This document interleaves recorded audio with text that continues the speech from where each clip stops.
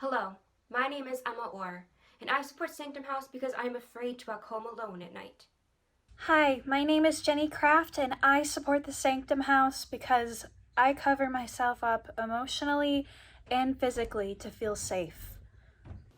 Hi, my name is Samantha Stafford, and I support the Sanctum House because I hold myself back from meeting new people on dating sites because I fear of what they'll do when they get me alone. Hi, my name is Stephanie Herman, and I support Sanctum House because I have to throw away my drink if I take my eyes off of it.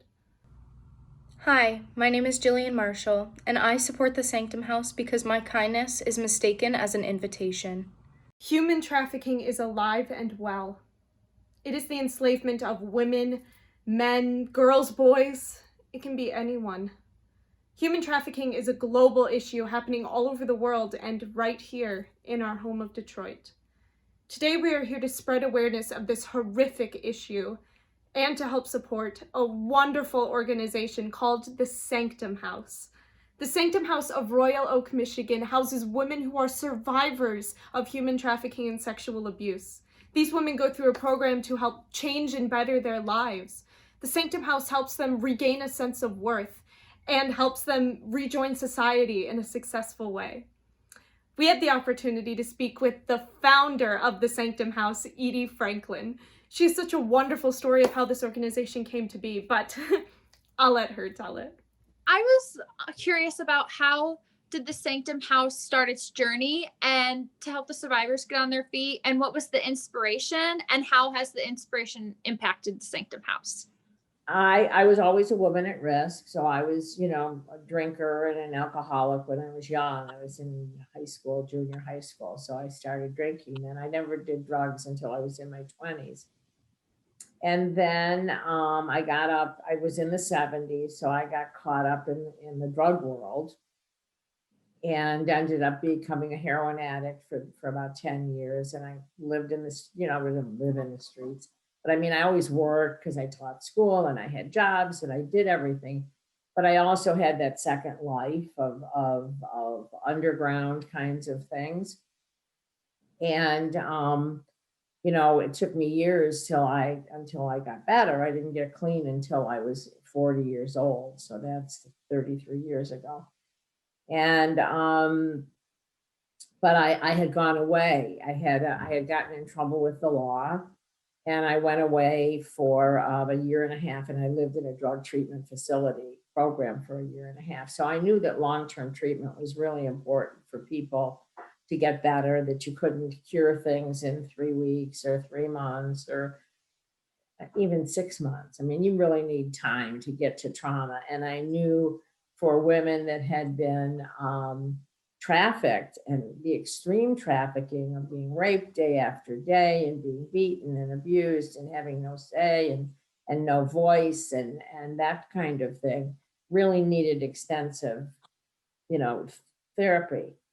So I was taking a landmark education class called the Forum, and I was doing the self-expression leadership training program where we had to create something in the community where there was a gap. And at that time in 2012, everybody was talking about human trafficking and what was going on, and it was everywhere and blah, blah, blah, blah, blah. And I personally didn't see any, there were no facilities to help these women. There were no long-term treatment facilities. They could put them up for 3 nights. They could get them off the streets. They could, put them someplace for 3 months, but really long-term care was not existent, especially in southeastern Michigan. So I went on a mission to open up a safe house that was really not just a safe house, but a place where a woman could completely change her life, that she could create things and become a real person and learn how to live a sustainable lifestyle. So that's how it started. The things that I get a lot from the women is, for me personally, is that they see that, I lived this kind of a life that was kind of seedy, and that if I could get better, so could they. Now, I'm sure you're wondering how you can donate. You can donate right at their website at sanctumhouse.org under the Donate tab. The house is always in need of basic living essentials as well. At sanctumhouse.org, you can find a wish list of these items and how to donate them. Lastly, feel free to call the Sanctum House and ask what you can do to help. All of this information will be found in the description below.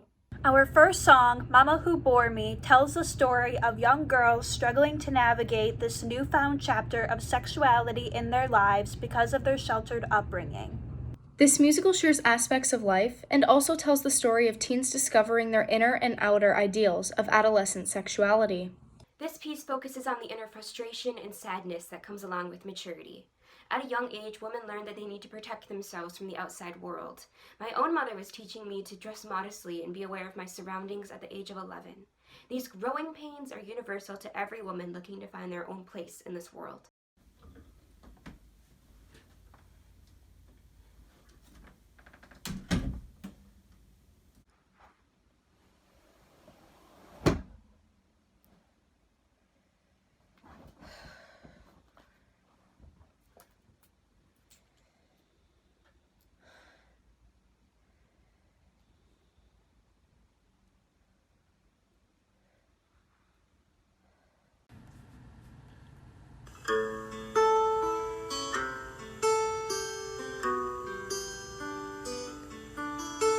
Mama who bore me, Mama who gave me no way to handle things, who made me so sad.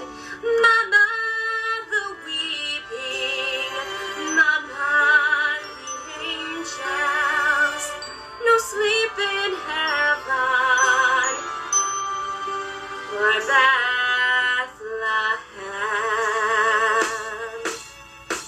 Mama who bore me, Mama who gave me, Mama the angels, who made me so sad.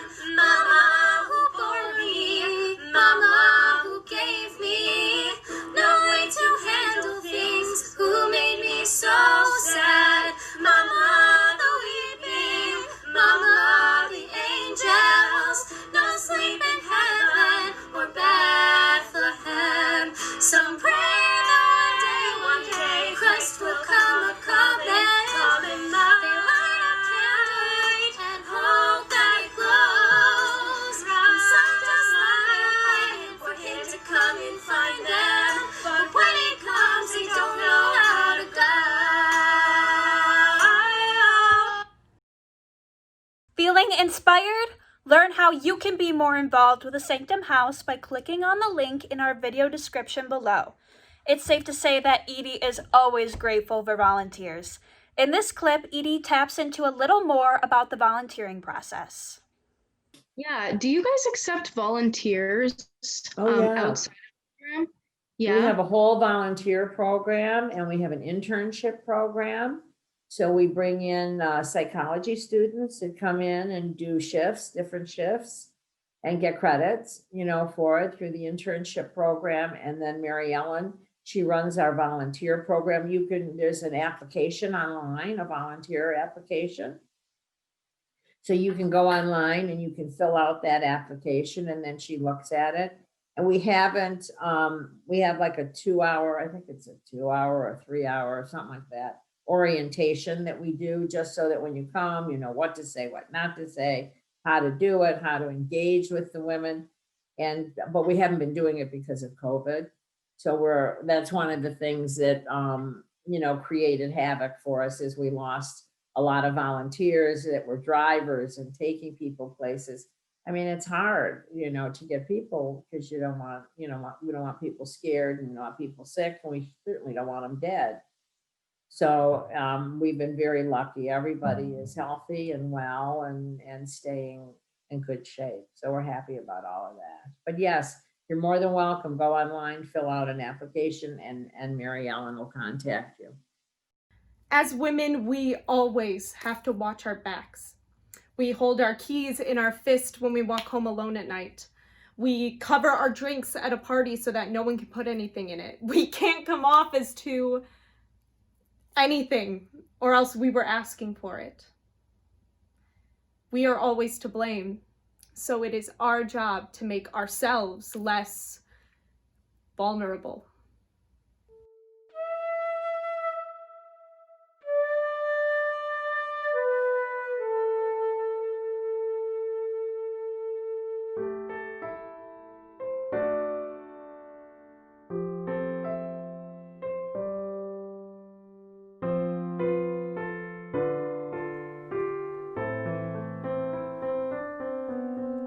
First I'm spotted across the room, sussed out for the degree of naivete.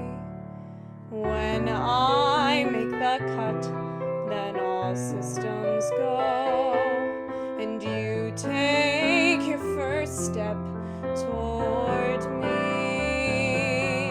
My eyes are invitations, my welcome sign is bright, my armor is porous enough to be worked by your design. My goodness is commendable, but won't pull your heartstrings. This magnet for predators is dying to be discerning.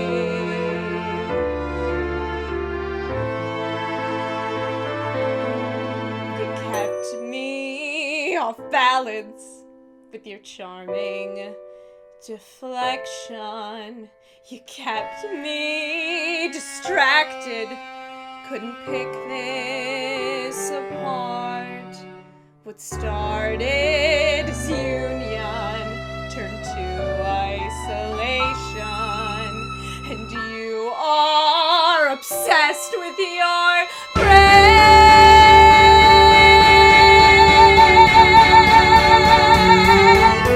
my eyes are invitations, my welcome sign is bright, my armor is porous enough to be worked by your design.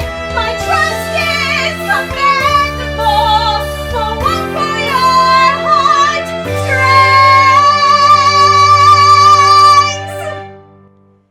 This magnet for predators is learning to be discerning.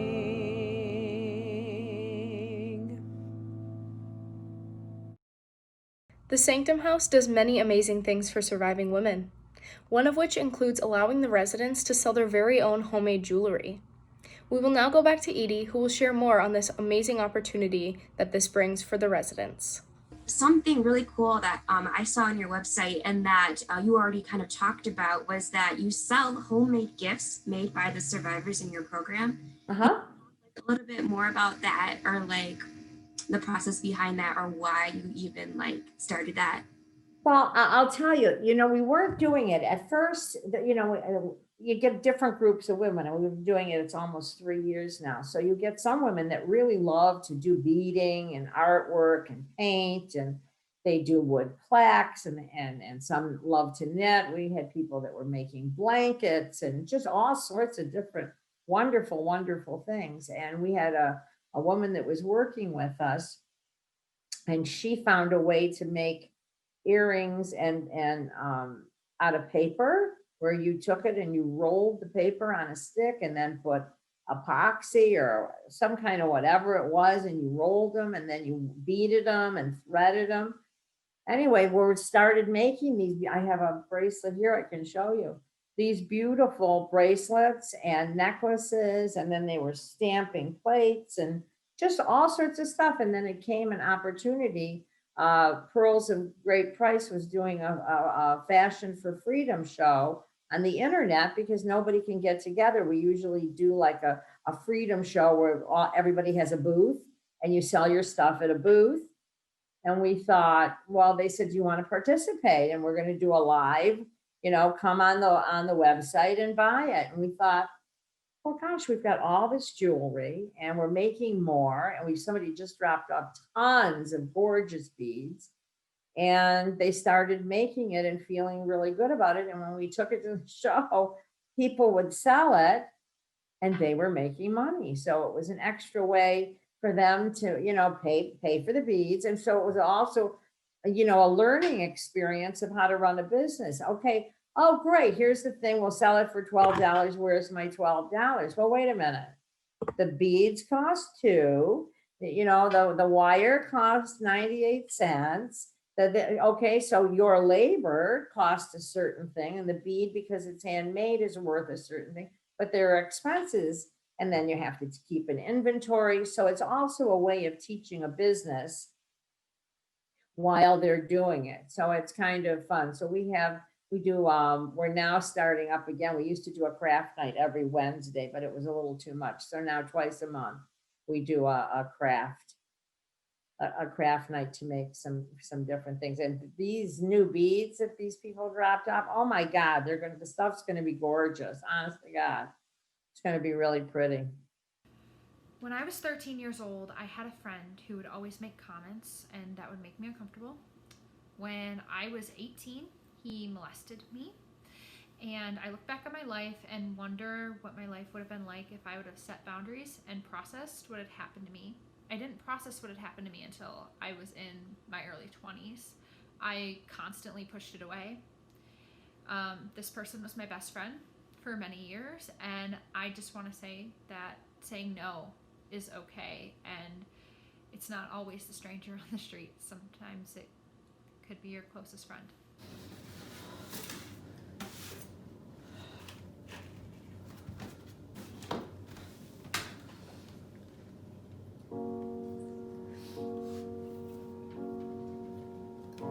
It's not simple to say that most days I don't recognize me, that these shoes and this apron, that place and its patrons have taken more than I gave them.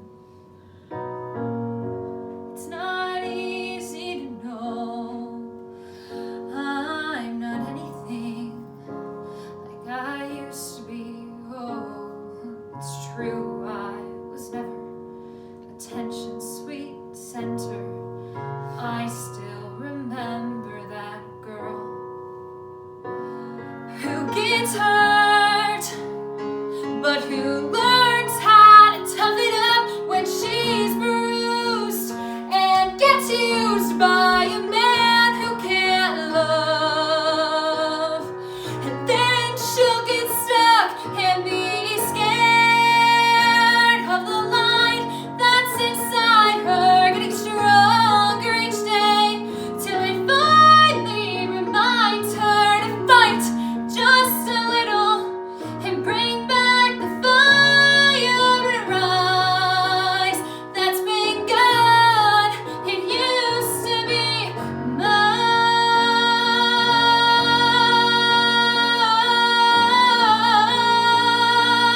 mine.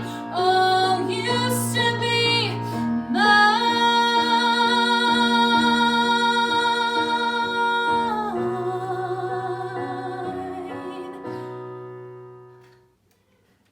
It's okay.